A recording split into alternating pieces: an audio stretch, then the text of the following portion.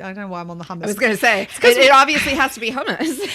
It's because I've got hummus in the fridge right now. It's one of the things that I snack on. So it's like calling to you. So the hummus is like, come eat me, Claire. It's the siren hummus speaks to you from beyond the fridge door. I can hear it calling me right now.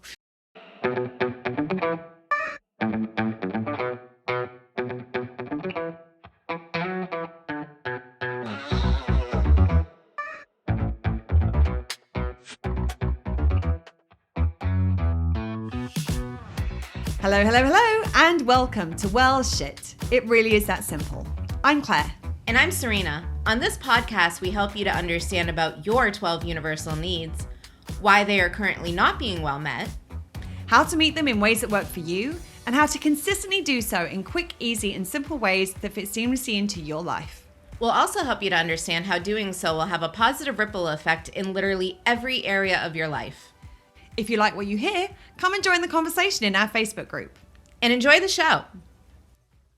Hello, hello, hello. Hey, everyone. So I'm setting us a challenge today. Surprise challenge. Serena looks so excited by this right now. I'm going to challenge us to get through recording in one go without any additionals needing to be added to the... We've hit record. That's the first step. That's the first challenge. Challenge accepted. Challenge achieved. So yeah, the second one is that see if we can actually get through this in one go without needing to add extras onto it. Although I have to, it's funny because I was going to tie it into what this episode is about, which is like how do we shift bad habits or behaviors that we would prefer to not be doing anymore. And I was like, well, maybe that's a bad habit of ours. And I was like, actually, no, because everything we always add in that, I think really puts value into this. Yeah. So I'm like, yeah, no, it's not really a bad habit. Actually, I think it would probably be a bad habit if we were like, nope, we recorded it. Yes. And oh, well, like maybe we'll remember for next time. Let's put it in the podcast ideas with the other 500 different episodes waiting to be recorded. It was funny actually. I was talking to my mum this morning because we're not far off of 100 episodes. We're getting really, really close. I think we've got less than 10 now until we hit 100. And I was saying to my mum that like apparently like most podcasts don't get over 7 episodes.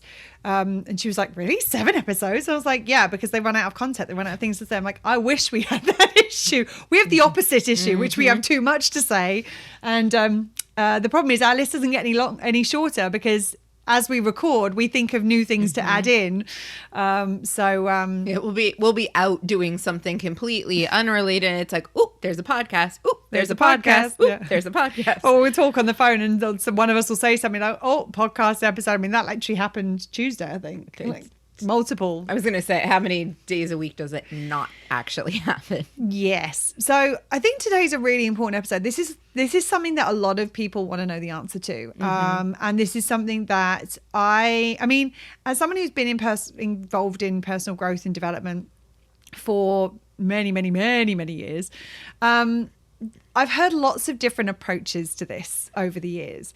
And in my experience... What's this little snigger?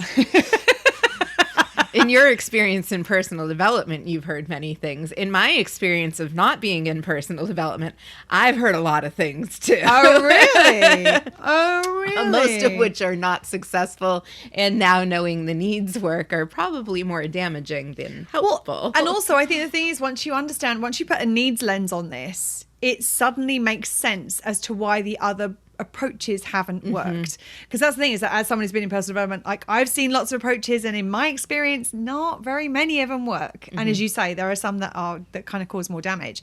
And I think that the reason for that is that most people don't really understand what is at the root of a bad habit or we're going to kind of simplify it today. Is it needs? I'd never thought of that. Oh, that's good.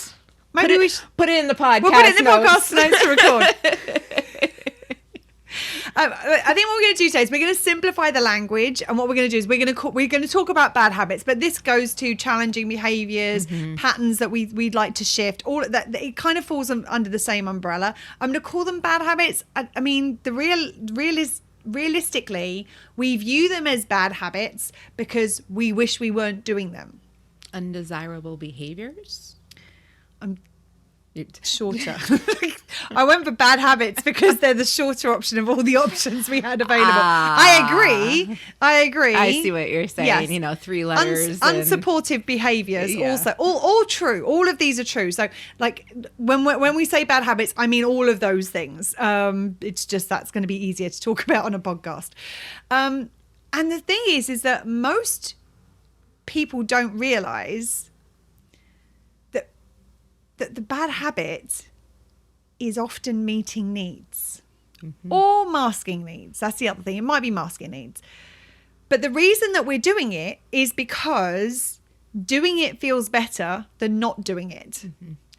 And the reason that doing it feels better than not doing it is because either it's meeting needs in a really shitty way that might be compromising other needs, and there's lots more to this, or it might be masking the fact that we have unmet needs. So it feels better in the short term because we can't feel the impact to our bodies and to our systems of having unmet needs. But what it does is it causes us to ignore and avoid and bypass those unmet needs without meeting them. It doesn't stop them being unmet, and it doesn't stop the consequences to us of having them unmet. They don't go away.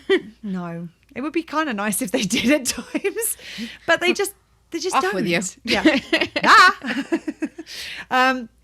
So the thing is that the reason that, as I said, that these bad habits exist is because they're either meeting or masking needs. So either they're meeting the needs in unsupportive or toxic ways, i.e. red spectrum way of meeting needs. If you don't know what I'm talking about as far as red spectrum ways of meeting needs, go back and listen to episode 3, I think. Beginning-ish. I need to do what? I believe it was, which we kind of talk a little bit about the red-green spectrum, and we've talked about it in other episodes as well. But I think that's the one where we kind of introduce it. Or it's meeting needs in ways that are actually compromising other needs as well. We'll get into some examples of this a little bit later. But that's the kind of meeting needs. Or it's, as I said, it's making you feel better by masking the discomfort of your unmet needs. So, for example, numbing behaviors such as smoking or drinking, or anything else that numbs. Like, it doesn't matter what it is. Work is often used as a numbing behavior. Like, I'm going to focus over here so I don't have to focus or feel about what's going on over there.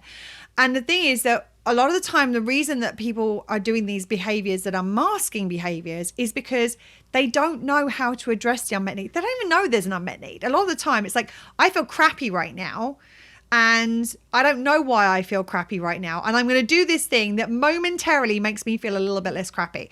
It may make me feel more crappy in the long term. It may have other consequences that feel crappy. But in this moment, I feel slightly less crappy because I don't feel the crappy as much as it actually is present. And if you don't know if you don't know that the problem is an unmet need or multiple unmet needs, and 2, you don't know how to actually address or meet the unmet need, you need a coping strategy, because being in that, like, having unmet needs is painful.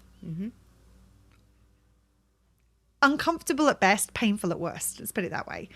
And so you need a strategy for coping with the discomfort and with the painful, because if you don't know how to stop it from being uncomfortable and painful, i.e. meeting the need, then you need something to stop yourself from feeling the fact that it is uncomfortable and painful. So if you don't have a solution, you need to have a way of dealing with the fact that there's no known solution. And a lot of the time, no known solutions are addressed by masking behaviors, i.e. a lot of the time numbing behaviors. So what happens is that when it comes to trying to shift bad habits and all the other options associated therewith, is that a name?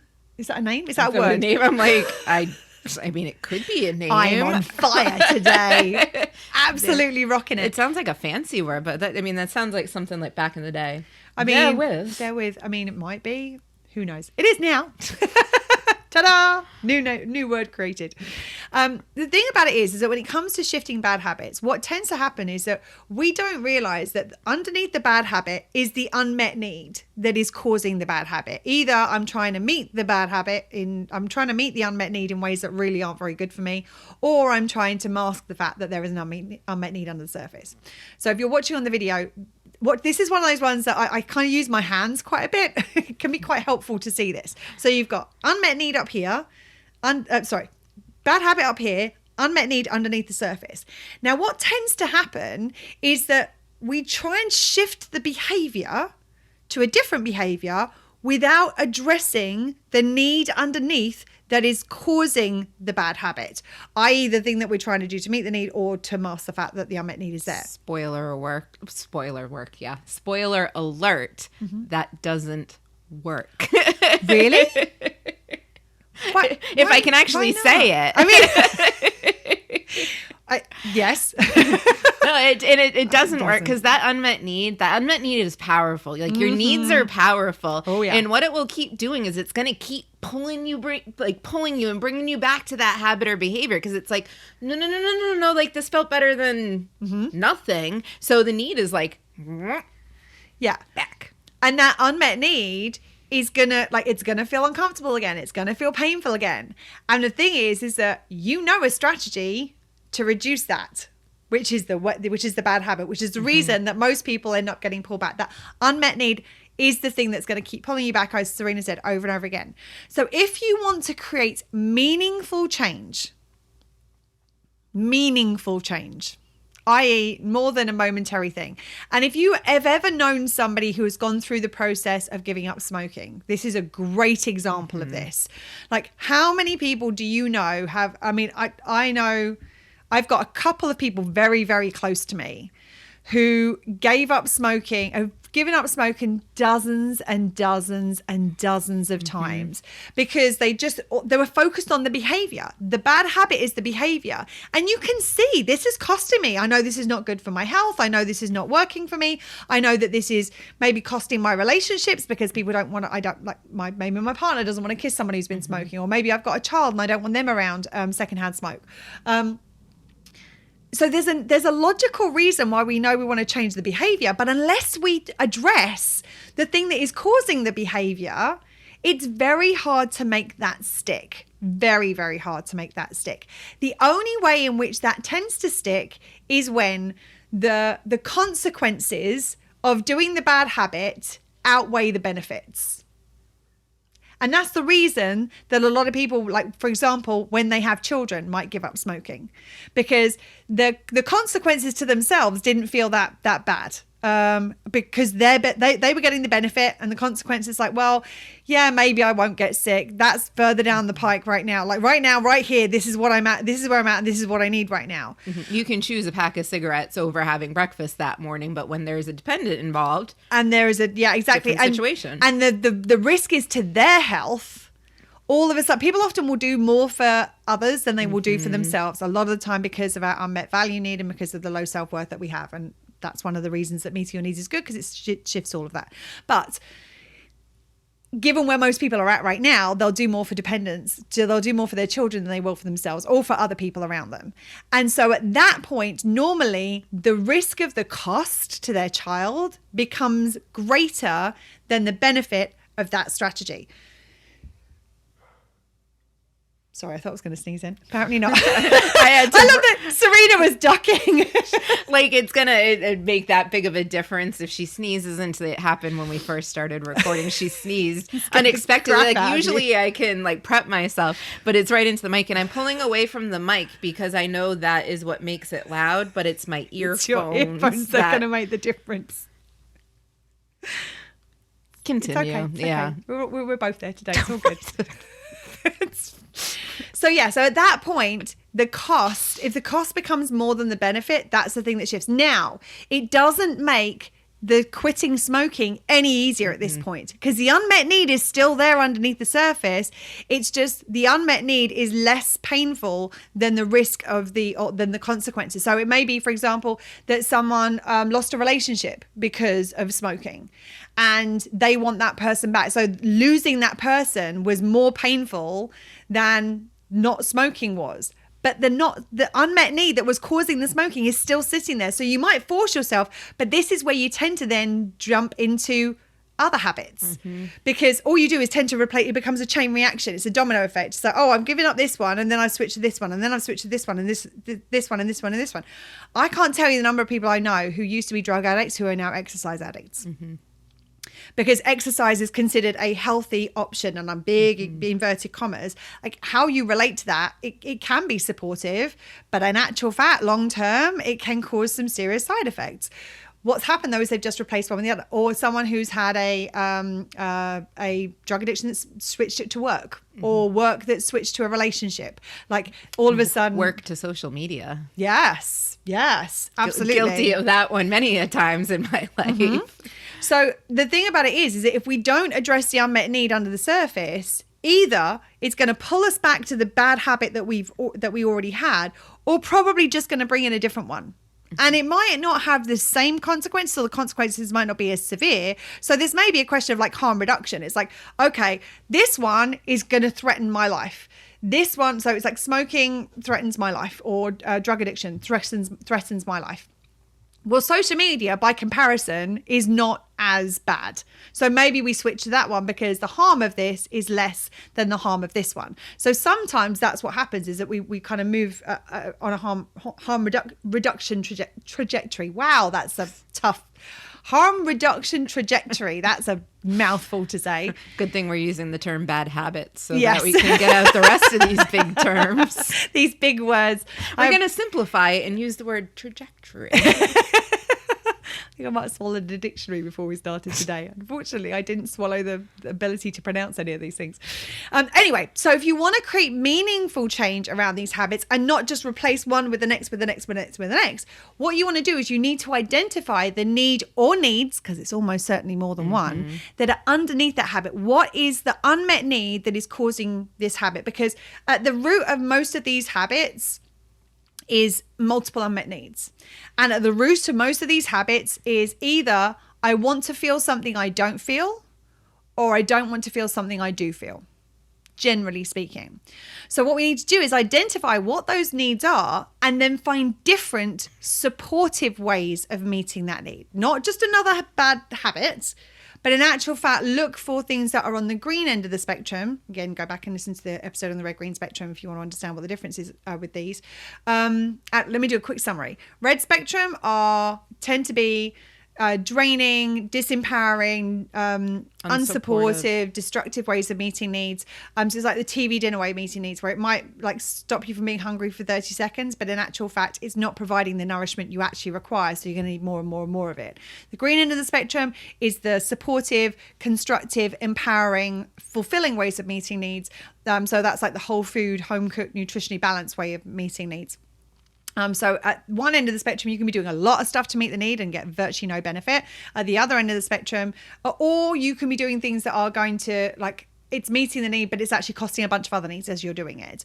At the other end of the spectrum, you can be doing much less to create a much greater level of fulfillment with the way you're meeting the need. So going back to, you want to be then looking for other supportive ways. We're talking about green spectrum ways of meeting that need. Once you have other ways of meeting that need and getting that need well enough met that it's no longer going to be this like wah, wah, wah, like meet me, because unmet needs are the driving force behind most choices, actions, thoughts, feelings, and behaviors that we have in our life. Why is that? Why is what? Because everything we do every second of every day is done to meet our needs. No, that's not why. That is true, but that's not why the unmet needs are the driving force behind those things. In fact, it's the other way around. The fact that unmet needs are the driving force behind every thought, action, behavior, feeling, and choice that we make is the reason that everything we do every second of every day is done to meet our needs. Because those unmet needs are the driving force that are getting us to constantly do things to try to get those needs met. Well, shit, that makes sense. I was like, when you said that, I'm like, what are you talking about? Not quite. Close. I enunciated it well, though. You did far better than I'm doing today. Little wins. We'll take the little wins. And if you haven't listened to that episode, we suggest you go back and do so. trying to back on. No, I was trying to think what episode that was, but we'll put it in the show notes. So the thing about it is that once you have a way of meeting things, you don't need to be like ding ding ding fully met across the board. You just need it to be not screaming at you because it is unmet. Once you get to that point where you've given that need, so if you imagine like think about it in terms of eating, like when you got that point where you're like, oh my goodness, I feel famished, I'm so hungry right now, that is all you can think about. It's going to be the driving. It doesn't matter what else you're doing. If you're focused on like the fact that you're hungry, then everything else will be like in the context of the fact that you're hungry. It's like everything else, like I'm doing this until I can eat. I'm doing this until I can, whatever. Now, if you get to the point where you eat enough that you are no longer hungry, your hunger is not going to be dominating. Now, you might not be full, but you might not be hungry anymore. And that's the thing, is that satiated point where it might not be well met yet. That's something you can work on, but just not being unmet. Like we talk about that there's a directionality. We talk about the spectrum as being almost like a left-right thing. But in terms of a need being met or unmet, you've got these kind of three positions vertically: unmet at the bottom, neither met nor unmet in the middle, and met at the top. And you want to get it to that point where it's neither met nor unmet first. That's the priority position, because if it's not unmet, it won't be like pulling the reins and trying to pull you back. It may be a force, but not the driving force. It right? might be. It's going to be present. You're going to still want it to be met, but it's when needs are unmet. That is when they get really loud and really obnoxious, and they just won't shut the fuck up. Quite frankly, it's like it's all you can think about. It's all you can feel. Is like this thing. Like it's like I said. Imagine you're hungry and you haven't eaten for like 24 hours, and all you can feel is like it doesn't matter anything else you think about. It's all you can think about is how hungry you are, and depending on your relationship with hunger and like different conditions and what have you, but for the most part that tends to be the case. And so you want to get to that point where it's not screaming at you that it's unmet. Yes, we want to get to the point where it is met, but you want to get to the point where it is, ultimately that's where we're aiming. But when they're unmet, that's the point where they're like, meet me. So the first thing we want to do is to meet that need to that point where it is neither met nor unmet, first and foremost. So if you can meet it so it's met, all the better. But the aim is, at the very minimum, getting it to the point where it is neither met nor unmet. Now, once that is the case, you can start to shift the behavior, which in and of itself takes time and effort. If you're in a behavior pattern, if you're in a habit, it takes time to change a habit. Even if the habit isn't really giving you any benefit anymore. Like if it's just a habit that you are used to doing day in, day out, day in, day out, day in, day out, then it's going to take some time and intentionality to change that habit. But trying to change the habit when the unmet need is still screaming at you is incredibly difficult. It's going to keep pulling you back. Once you've focused on getting the source of the bad habit addressed, which is the unmet need, at that point you can start to focus your time and attention onto making, like we talked about it in the last episode, like making plans, like scheduling stuff in order to shift into a new habit without the unmet need pulling you back into old patterns. The habit itself, the pattern itself is something that we go to what's familiar. We go to what we've done before. So like that, there's going to be a part of us, because what is familiar meets our security need. So there's a part of that that's going to be like, oh, but we know this. Oh, but we like this. Oh, this is easy. Oh, we know this, like, this way of doing things. That's going to be present anyway. But what we want to do is we want to take out the real driving force underneath it, because then that makes this process much easier. It doesn't make it necessarily easy, but it does make it far, far easier when you do not have the unmet needs kind of screaming at you from underneath the surface. I'm sorry, I got to take a little mouthful of water.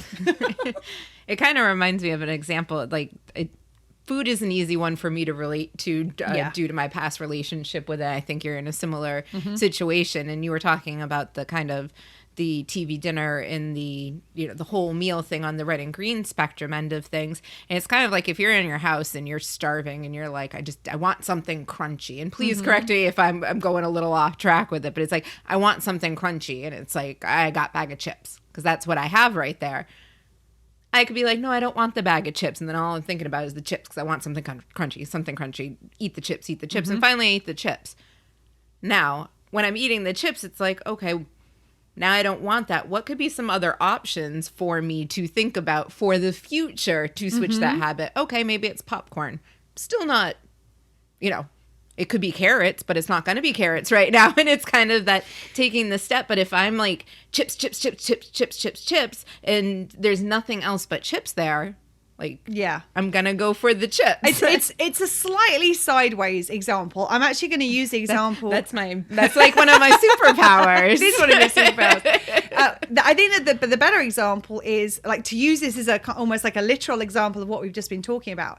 If you are eating, if you've got into the habit of eating chips as a form of emotional eating to try to address the unmet needs around value, like I don't feel good enough, so I'm trying to numb, like food is a numbing thing as well. Like it's like, how do I, like I don't want to feel this anymore, so I'm going to fill myself up with food. Fill the void. Fill the void, exactly. Or I don't want to feel how like emotional experience expression need. I don't want to feel that, so I'm eating chips because of those unmet needs underneath the surface. I've got the value need and the emotional experience expression, probably more than that, but we'll just deal with those two for right now in this example. So what ends up happening is that you want to change your eating habits because you're like, eating chips is not really good for me right now because maybe I've got high cholesterol, or maybe the doctor said actually I need to be switching to different foods because of a medical condition, say. What ends up happening is that if you just try to stop eating chips, or even you try to eat something different, these unmet needs that aren't being met through whatever the different thing is that you're doing are still going to be present. So it's like, I want to stop eating chips. And a lot of the time that's what happens. People don't replace it with something else. They just say, I want to stop eating chips. So what ends up happening is they stop eating chips for like a day or 2 days. And these needs start getting louder. It's like, hello, where are the fucking chips? We knew, like, come on, chips is how we do this. And so it's like, maybe a week goes past. And eventually these are like, give me chips, give me chips, give me chips. I just need chips right now. And so what ends up happening is that we then have the chips again. And we're like, okay. So we usually end up going from the little snack size to the family size. Exactly. And these then quieten down a little bit. But they haven't really been met. All that the chips are doing is masking the needs that are underneath the surface. But what ends up happening is then that we end up feeling bad about ourselves and going, oh, see, I failed. I wanted to eat better. And so we end up then feeling worse about ourselves. So our emotional experience expression gets more activated. More chips. Value need gets more activated. We need more chips at this point. And what ends up happening is, the thing about it is that if you try and just shift that behavior without addressing the needs that are under the surface, now, if instead, now say you were eating chips every single day because of these unmet needs that are under the surface. If we did some work to meet our emotional experience expression need, learn how to process our emotions so we're not having to numb out whatever emotions we're feeling, or learn how to cultivate more of the emotions that we want to experience, and we learn how to meet the value need to nourish that and to feel supportive and to build our sense of self-worth, what ends up happening is that the needs that are underneath the surface of the chip behavior all of a sudden stops, or reduces dramatically. I mean, for the sake of this argument, this example, we'll just say, okay, let's say we've met them well enough that they're not a factor anymore. Now, you're still probably going to be in the habit of buying chips and eating chips because it's the thing that you did every single day. But if you then start trying to stop that process, like change that habit, as long as the needs that are underneath the surface have been quietened down, they're not going to keep pulling you back to the chip behavior. Now, you might want to find different ways of changing your habit. So, for example, a great example that Serena gave was changing it to something else. Like, I want something that's crunchy, so I'm going to have crackers today. Or eventually I want to have carrots, or whatever it is that you want to have. Or I just need a snack at this point. It may be that actually you're hitting a point in the afternoon where your blood sugar's low and you need a snack, but you haven't actually realized that. So a different need has been like popped up, and that need has been used as the gateway to try and meet these other two needs. It's like, well, foundation function, I'm hungry right now. Oh, let's eat the chips because they make us feel better about all this other stuff as well. When in actual fact, foundation function, the chips aren't really meeting that very well because it's not providing the nutrition that our hunger is saying that we need. In actual fact, something else would be better, like hummus and crackers, or hummus and pita bread, or hummus and I don't know why I'm on the hummus. I was going to say, it obviously has to be hummus. It's because I've got hummus in the fridge right now. It's one of the things that I snack on. So it's like calling to you. So the hummus is like, come eat me, Claire. It's the siren hummus. Speaks to you from beyond the fridge does. door. I can hear it calling me right now. It's just over there. Anyway, and I think the reason for hummus is because hummus has because of the chickpeas in it. It's more filling. It tends to be filling compared to some of the other snacks that we have. So because it's providing some of the nutrition that we require. So we actually might be like, oh, hold on a second. There's a way of meeting the foundation function need that actually meets it effectively and isn't driven by these other two under the surface. So at that point, we can look at what are the best strategies for changing behavior patterns, because as I said, if you're in a habit of doing something, you're probably going to still do it for a little bit, or there's going to be a compulsion or an automation around the fact that you do this because it's what you did every day. And sometimes you're going to be like, you'll be halfway through a bag of chips and be like, where did the chips come from? Like, when did that happen? But that's something that's never happened to me. Yeah. This is the moment where you can go, okay, now I can start to look at now I can start to shift the habit, because the habit is no longer anchored into these unmet needs. And it's the unmet needs that makes shifting the habit way, way, way, way, way, way, way, way, way harder. Mm-hmm. So we've got a few examples of this. Interestingly enough, the second example is the one I just gave. We're clearly on the right path right now. Look at that. We are so good on this one. We are ahead of ourselves. We're ahead of our notes without even reading them. So a good example is that I had a client at one point who was like, she was exhausted, but this was in the middle of the pandemic, and she was exhausted, but she found herself like watching Netflix like way, way, way late into the night. And she's like, there's a part of my brain that knows I need sleep right now, but I can't stop myself from doing it. And we're kind of going to get onto this a little bit more later. But the reality is in that moment, we had to identify what need is watching Netflix meeting, or what needs is watching Netflix meeting. And the truth of the matter is there were a couple of things. There were firstly, that it was time for her to do what she wanted to do. She worked full time. She had she had children in the house. She also had adult dependents that were sick and kind of going through some stuff. There was a lot of demand on her. And most of the time during the day, she didn't feel like she had a huge amount of choice over what she did. She just had to take care of the kids and do the work and take care of I think it was an elderly parent. And so this was a point in the time when it could be about her. She was able to make choice. Personal power need was up. She was choosing what she was doing. Now, that choice was coming with some other consequences because she wasn't sleeping, but that was one of the things it was doing. The other thing, it was giving her an ability to escape emotionally from, like, experience other emotions other than the ones that we were all experiencing in the middle of the pandemic. And I remember having the conversation being like, okay, this is doing something for you. What we want to do at this point is look at what is that, like, this is a habit that is causing you to have harm over here. How do we still engage with that habit while mitigating the impact of these other needs? So foundation function, for example. This was one of those situations where it's like, what was happening was that the choice was a big thing. So we looked at what are the other ways that she could find choice during the day?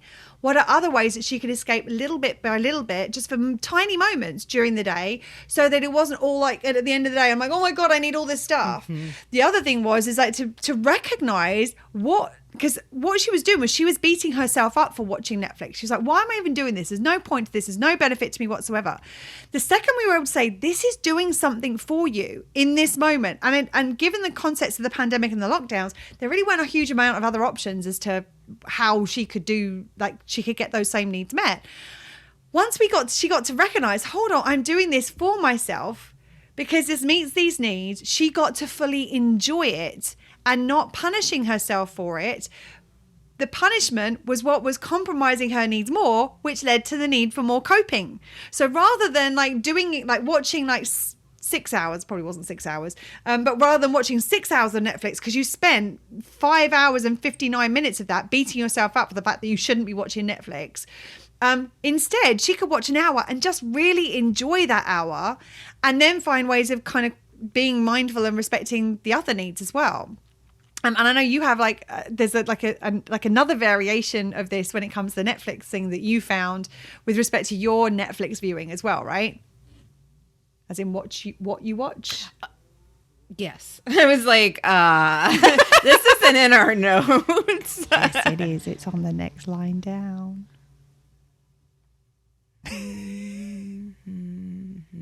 I've obviously lost my place in our notes. First example. Oh, I'm at the bottom of the page. Sometimes notes are helpful. Sometimes they just confuse shit. On fucking fire. Yes. Go us. Yes, I have.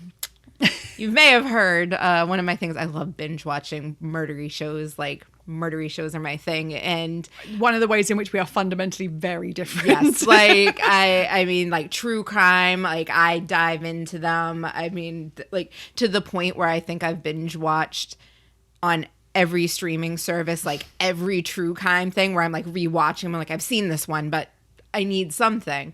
And I would get into I enjoy them. I really do. There's always been an aspect of it that I enjoy. And it's been really quite recently that I've realized, like, I get into this really bad habit in kind of coping mechanism of like, I want to distract and, all of these things. Check out a little bit and get a bit respite and break. And just kind of dive in something that I can really dive into and be like immersed in. And that's what happens. Like, I get into it and I'm like, I'm whodunit. I'm asking myself who done it.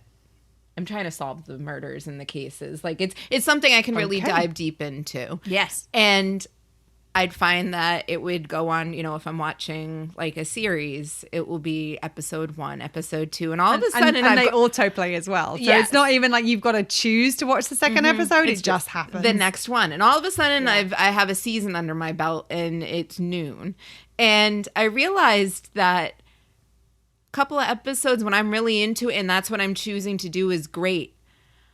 But when it was playing on the loop, like all of a sudden, I noticed towards the end of like my binge session, I'm like, I feel kind of crappy. Like, I just spent the whole day watching these shows that I absolutely love and all of this. And I'm like, oh, what is, like, why do I not feel good about what I just did? Because I know I'm doing this for me and I know it's something I enjoy. And I realize, like, wait a minute, there's something called too much. Like, well, and also the content, like the content is such that it might be compromising other needs once you watch a certain amount. Like, you max out. Like, it's like, okay, this was good to meet this need and this need, but actually now this need and this need are talking to me because they're going, we're not feeling as safe as we did having watched an entire day of true crime. Right. My emotional experience expression need is like what my security need is like, and it's things I don't even realize, and it can come back to me later in the night when it's like all day I've been watching them, I've been fine, not a second thought, and then it's like all of a sudden it hits dark and I'm like, oh shit, remember that thing that I watched earlier? And then it starts compromising my needs. This thing that I did unconsciously meeting my needs, and then I let it, like, it's almost like when I stop consciously doing it and it just becomes that pattern, that habit. It's, it's just like, oh no, I love true crime. That's why it's always on. It's like, and it's recognizing, like, and again, like at that point, like what is the reason for watching it? Actually, the reason for watching it, probably those needs were satisfied within the first couple of episodes. So it's like you've watched those 2 episodes, the needs satisfied. Now we're just in the habit. And the habit's no longer really giving us a huge amount of benefit, but actually it's coming with costs associated with it as well. And that's the point at which it's like, okay, at this point, it's compromising our needs more than it's meeting our needs. So it's like recognizing that, like, a lot of the things that we have where we have these kind of bad habits, they're like, some of these things are things that are good for us to do. Like, exercise is a great example of this, where it's like, okay, for up to a point, exercise is really good for us. And then over a certain point, when it becomes obsessive, or it becomes where we actually do damage to our bodies because we want to exercise, that's something different. So it's like the need meets to a certain point, and then it's like, oh, hold on a second, we flipped into, and as you say, it tends to be the point at which it's now subconscious. And there are certain things, and so what I've noticed that your viewing habits have changed, and the things that you're starting. I know this because the recommendations I get have changed drastically over the last like 6 months. But I've noticed you're watching things where it's you're kind of watching those for the almost like the logical puzzle, like what, like the brain, getting the brain operating, and like that growth and possibility and all that sort of stuff is getting kind of fed into there. And then you're switching to something which is like, okay, now I need something that's going to meet my emotional expression need and my security need. Like I'm a big one where like I'll watch thrillers. Like true crime is not my thing, but I will watch fictional crime stuff. And I like the person I'm living with will say to me, okay, what are we watching now before we go to bed? Because he knows I cannot go straight from those things into going to bed. So it's like there's something else that will meet a different need that will allow me to then be in a better space. Well, in the habit, especially with the true crime thing for me, the habit, like eventually it just became like, okay, I'm cooking, it's background noise. And Joe isn't huge into true crime. I think he's has a little bit more acceptance of it since being in relationship with me. He's kind of got used to it. Yeah, pretty much. So he'll come home and I'm like, oh, you can change this. It's just on as background noise. And in my mind, I'm like, yeah, it's just background noise. I haven't really been paying attention, but I can hear that. And it's like there's a subconscious. Yeah. There's a subconscious kind of thing going on where it's like I'm still taking in all that information, all of that criminess that is true crime. And it's and whether or not I'm paying attention to it, it's still playing in my head. It's still affecting me. It's still,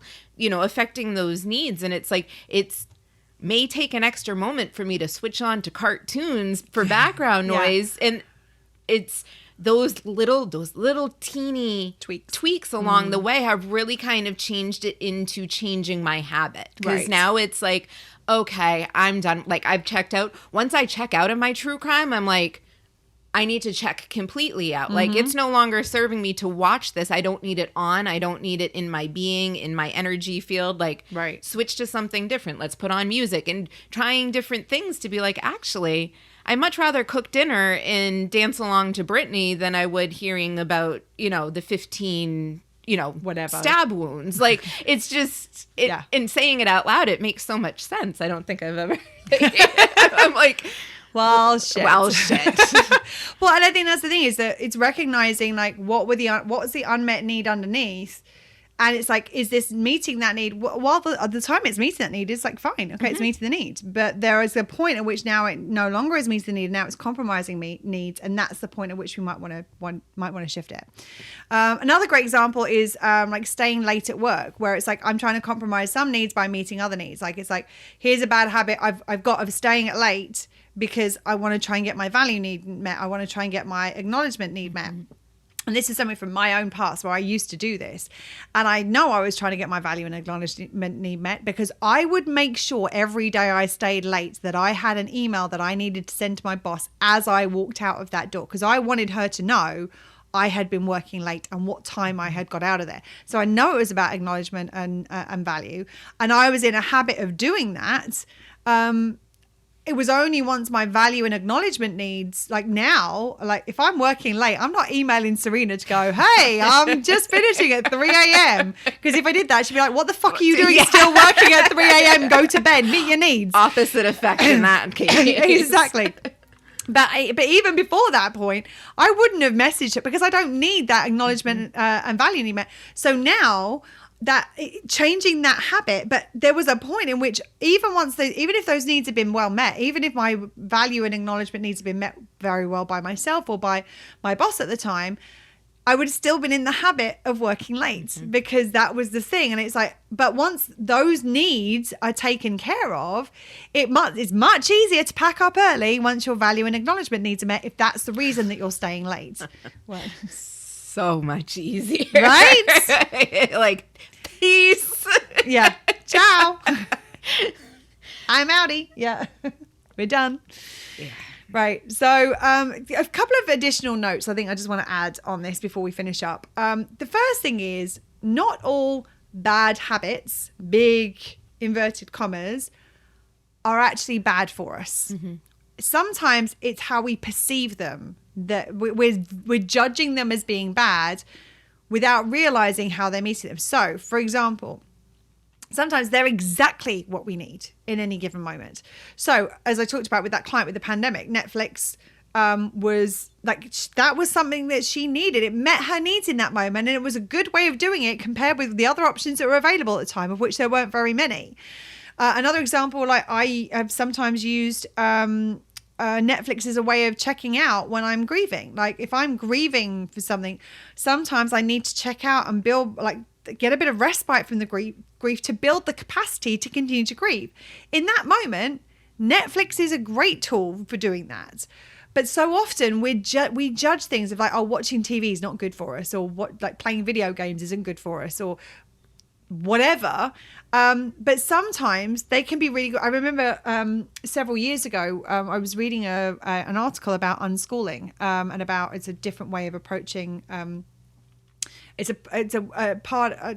This was in the context. It was a part of attachment parenting, and they were kind of learning different ways of approaching teaching their children. So it was rather than the children were being taught, the children were leading the learning by the things that they wanted to learn. So they're around, like children are around opportunities to learn all the time, and it's like, what are they interested in, and how do we at the point they're interested, then we help them to learn, because they're going to learn better if they're actually interested in learning it rather than just having it forced on them. And there was this article that was about like, are video games good for children or not good for children? Should they be watching them or not? And this woman was sharing about the fact that she'd had this idea that video games were bad for children, and that they shouldn't be playing much video games. But one of her sons had a real interest in video games, and she kind of tapped into that interest she had in video. He had in video games. And he was playing one of the, I think, the multiplayer. Massively multiplayer online role-playing games. I'm like, I used to work in the video game industry. I know this term. Big old game with lots of people in it, where they're role-playing. And within it, he was able to learn map reading. He was able to learn currency and exchange. He was able to learn business, like how do you make something and then sell it and then get there were all of these different things that he learned through the video game was a tool for his learning. And if she'd had this blanket, video games are bad, he would never have learned those things. Or if he had, it would have been harder, or it would have been much later, or it might have been a more challenging process, because he wasn't really interested in the vehicle for learning the things that he learned. This enabled him to. So sometimes that's what we need. We need to play video games. Sometimes we need to watch Netflix. Sometimes we need a bit of chocolate cake for wholeness and balance. Or, as I recently discovered, a yummy oat bar with raspberry and coconut, which is like my new favorite thing on the island. Freaking yummy. You say chocolate cake and you're like, oatmeal. I'm like, oh. No, I like when I was at primary school, like elementary school, we used to have like the school dinners, they called them, like with the school lunch in the middle of the day. And my favorite dessert was a vanilla cake with raspberry jam on the top and then coconut on top. My second favorite dessert was I don't know I think you call it a crisp over here. It's like a fruit crumble, like with like a crumble topping on it. And I recently found this thing that was like a combination of both of those in the one thing. And because it was an oatmeal bar, I was also a little bit like, that sounds a little too healthy. Is this gonna work? Oh my god, so good. So I mean, and right there, like you could have been like, oh, oatmeal, that's not exactly. And actually totally works for my balance, wholeness and balance. So yes. And also it can be sometimes how we approach it that can make all the difference, right? Yeah, I mean, this is I think everybody kind of has their thing. I'm going to use coffee as an example because, as we know, that is one of my things. Sometimes I just want to enjoy a cup of coffee. I like coffee. I like the taste of coffee. There's multiple aspects of coffee that I enjoy, and it helps me in the morning either, maybe get started, or sometimes it's just like it's a nice, like, I don't drink very often, so like the coffee is kind of my, maybe the glass of wine. Like people are like, oh, I just want to enjoy a glass of wine. I want to sit and I want to unwind, and it's a mindful, conscious thing. Now there are times where I need it. big quotes, need. I don't necessarily you need it because in that moment you don't know another way of meeting that need. Yeah, That's I need basically it. something. My needs are calling to me, but I don't need that glass of wine to unwind. I don't need that cup of coffee to wake me up. Like, those are the coping mechanisms, and those are the habits that can be formed. So for a long time, I had a very bad habit around coffee where it's like, I need coffee. I need coffee to function. I need coffee to be awake. I need coffee to do my job well. I need it. I need it. I need it. And then once I identified what the need was, I need sleep. I need X, nutrition. Y, yeah, like I need X, Y, and Z. Now it's like, I want a coffee. Right. I want this. I don't need it. And sometimes I'm like, I want one. And then I'm like, actually, from where I'm at, I don't think the coffee is going to be the best thing for me. And it's sometimes when we speak things on the podcast, it's kind of that realization. It's like, oh yeah, like it used to be a daily thing for me. Like I had to have a cup of coffee, and now I'm like, oh yeah. Well, the thing is, this week, and this comes back to this thing that we've talked about on previous episodes, in that there's a difference between the need and the preference for the way that we want to get the need met. In that moment, coffee was the vehicle that was the preference that for how you wanted to get those needs met. A lot of the time before you started doing this work, you didn't know there were needs. No. At that time, the shortcut, that's the or shortcut. that coffee was meeting. Need. That's what I mean. Yeah. That's what I mean. You didn't know that there was needs that the coffee was trying to meet. And at that point, the mental shortcut is I need coffee. Because you're missing the fact that coffee is trying to meet a certain need. And that's the only way you know. Basically what's happening is that I don't feel good without coffee. I drink coffee, I feel good. Therefore, the shortcut in the brain is I need coffee. And then it creates a dependency. Yes. And if there's a dependency there, it almost always means that the approach is compromising our needs. So if the in some way, shape, or form, so if the dependency is what's at the root of it, because we don't know there's a need, we haven't looked into what need it's compromising. Like, I'm gonna distill these into two different things. I think that the dependency is. Can be whether you can know about needs and still have a dependency. True, very so true. It's like you can say, well, let's use a glass of wine. This is one that used to be present for me. Was like sometimes I just want to enjoy a glass of wine as I unwind. Sometimes I need a glass of wine to unwind. Now, it may be that I'm going to say, oh, I know about the needs that are underneath the surface, but I still have this dependency on this one thing for how I'm going to get that need met. And I don't know any other ways of doing it, or I don't want to meet it in any other ways. That dependency is what's creating the unhealthy thing. The other side of it is where maybe we don't know about needs. Maybe we don't know that needs exist. And so the only thing that we are reacting to is the fact that without coffee, I feel crap, and with coffee, I feel better. And so therefore, I'm going to do the thing that makes me feel better. But then actually, maybe I feel crappier in other ways because coffee is compromised. Now, we know underneath the surface, coffee is a way of trying to mask certain needs, and coffee is compromising other needs. So when you understand the needs lens on it, it's like, well, no wonder that doesn't fucking work. Because this is actually like, once you understand, when you can drill it down and put the needs lens on it and go, okay, which needs am I trying to address in this? And is it meeting them or is it masking them? And is it meeting them in red spectrum ways or is it meeting them in green spectrum ways? Because that's going to make a huge difference to how this all plays out. Without that knowledge, we just go, coffee good. No coffee bad. That's basically what happens. And even though there's a part of us that knows it's not really working for us, because we don't understand what is the driving force behind having the coffee, which is the unmet needs under the surface and the desire to mask those needs, we can't actually properly address them and shift the habit in a way that actually works really in a meaningful and sustainable way. I think it automatically affects your personal power too, doesn't it? Because you kind of feel like you don't have a choice, and it's like, I need coffee, and ding, it's like, ding, ding, ding, ding. Because there's often times now where I realize the needs that are met, and sometimes it's like I need a coffee, and I still like the verbiage is still habit for me, and I hear myself say it, and it's like, okay, now what do I actually need? And sometimes it's like, you know what? I'm going to choose to have a coffee. This might not be the best way. It might be a little bit more red spectrum, but I'm going to choose to have the coffee to meet this need in the short term.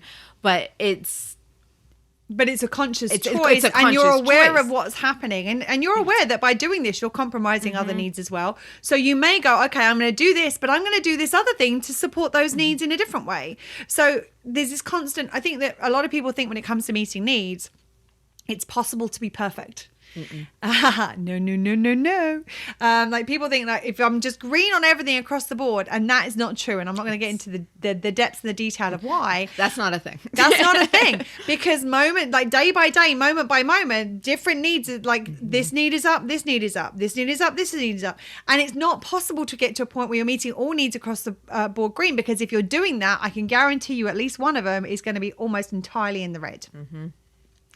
And because of that, it is a moment by moment dance. What is meeting my needs best in this moment? And it might be contextually within the circumstances that Serena was in that moment. Like coffee is actually the best way of meeting this need. It's going to compromise these. So hold on a second. What can I do to meet those needs so that those needs don't start pulling me into behaviors that don't work and don't support me? And it's also like when we talk about the ways of meeting needs, sometimes you can do something 99% of the time and it meets the need, but there's that 1% time that it doesn't. Sometimes those things we look at as bad habits can, maybe the realm of whether they're bad or not can be debated. But, and there it just went, yep. I tried to put myself back on track, and I'm not sure where you were going. No, I'm normally pretty good at following your threads, but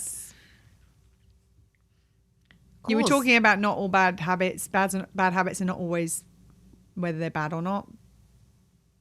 Yeah. No. Okay. How about I share another little section and you see whether it comes back. Mine came back on the last episode, so you never know, it might do. Mine was a little sideways. It's all good. You can take a little shift sideways. It doesn't.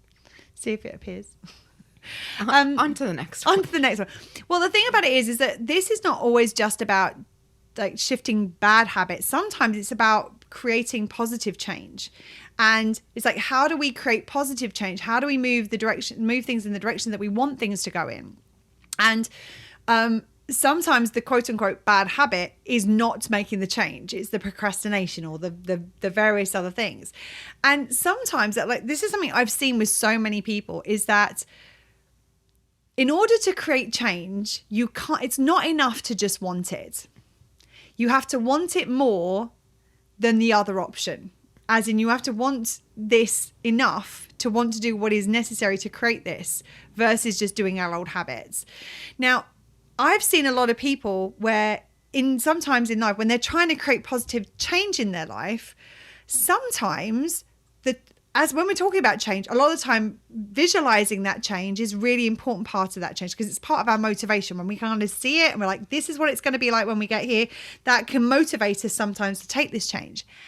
And there are some times that the visualizing it, getting excited about it, can actually prevent you from making that change.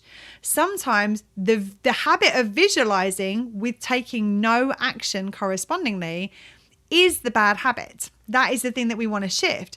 Now, in this situation, visualizing the change is making you feel better about the situation. It's like the reason we want to change normally is because there's something that's not really working for us in how things currently are, or we wanted to maybe grow a little bit from where we have been.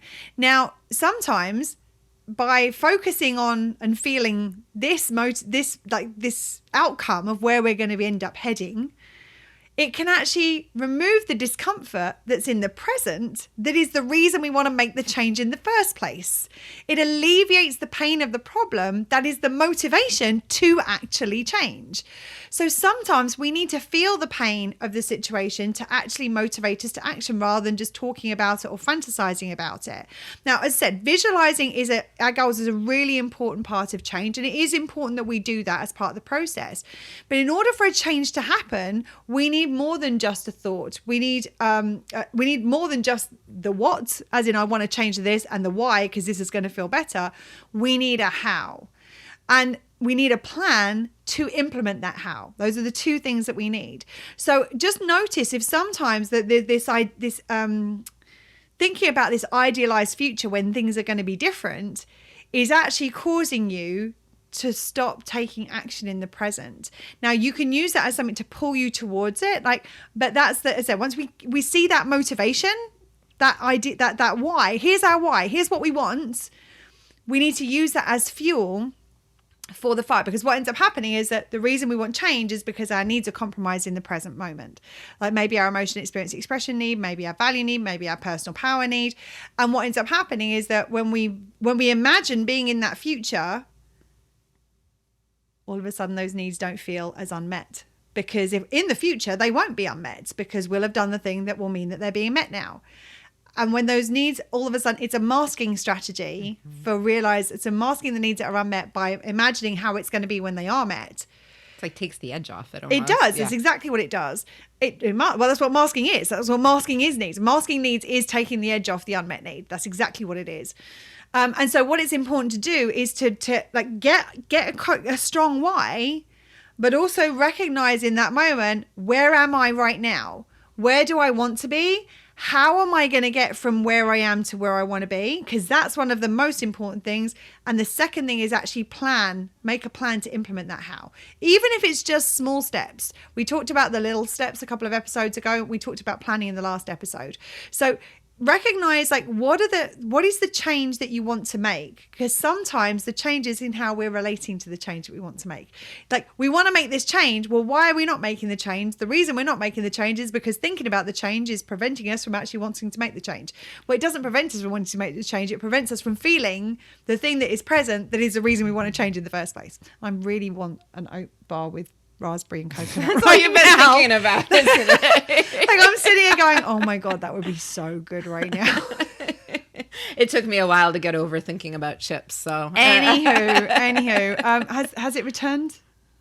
No, we're not going to even try. We're not going to even try. That one's been and gone. So it's important to recognize that where we're shifting bad habits or we're wanting to create change, the most important thing is to get our beliefs, get our needs in alignment with that. So if our needs are kind of pulling us back to the old habits, we want to meet the needs in such a way that they're not going to be pulling us back.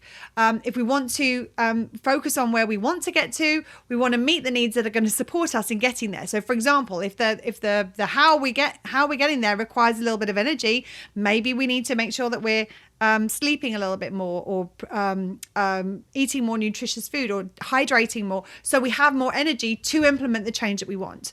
So it's important to recognize so often these bad habits that we have, and in inverted commas, are there because they are meeting needs or they're masking needs. So we have to recognize what is underneath the surface in order to make sure that we can basically harness the power of our needs to help support us with the changes that we want to make. Anything else you want to add? Mm-mm. Nope. No. Okay, well, that's it for today then. We will be back again next week. Thank you for being here. Thank you for watching. Thank you for listening. If you are on YouTube, remember to subscribe and hit that little notification bell when you do so. We will be back really soon. And remember, between now and then, to stay safe, to take care of yourself, and remember to continue to meet your own needs. Lots of love. Bye, friends. That's it for today. If you like what you heard, please subscribe, rate, and give us a written review, as it will help more people find us. And remember, if you want to shift any bad habits, you first have to identify which unmet needs underneath are driving them and find different ways of meeting those needs. Well, shit. It really is that simple.